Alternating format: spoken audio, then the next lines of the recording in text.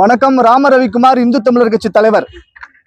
திரு மனோஜ்குமார், மாநில செயலாளர், இந்து தமிழர் கட்சி.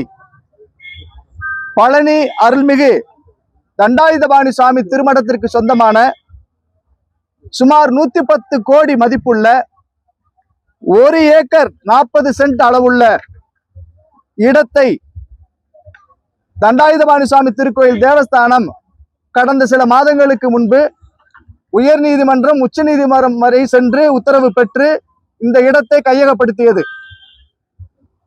கையகப்படுத்திய இடம் இன்று பழனி ஆண்டவனுக்கே தெரியாமல் கிரயம் செய்யப்பட்டிருக்கிறது.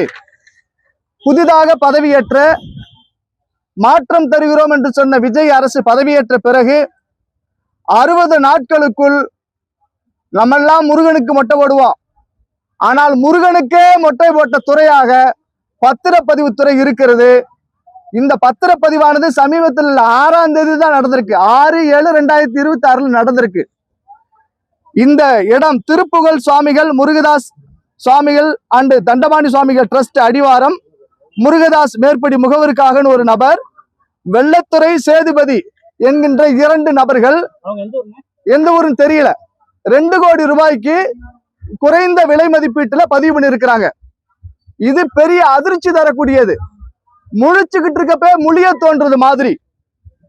நான் 110 கோடி ரூபாய்க்கு பஞ்சாமிர்த வருமானம் வந்துருச்சு, உண்டியல் வந்துருச்சு எல்லாம் பெருமை பீத்திக்கிட்டு இருந்த நேரத்துல 110 கோடி ரூபாய் சொத்தை ஆட்டை போட்டிருக்கான். இது முழுக்க முழுக்க திருக்கோயில் நிர்வாகத்திலிருந்து பத்திரப்பதிவுத்துறைக்கு 3 முறை இந்த சொத்தை பதியக்கூடாதுன்னு சொல்லியும் மீறி 6/7/2026 அன்று சிறப்பு பணிக்காக வந்த அந்த இணைப்பதிவாளர் பழனி பதிவு பண்ணியிருக்கிறார்னா, இந்த திருட்டு கும்பல், பத்திரப்பதிவுத்துறையில் இருக்கக்கூடிய இந்த திருட்டு கும்பலை யாருன்னு கண்டறியணும். இந்த சொத்தை மோசடியா பதிவு பண்ணவனை கண்டறியணும்.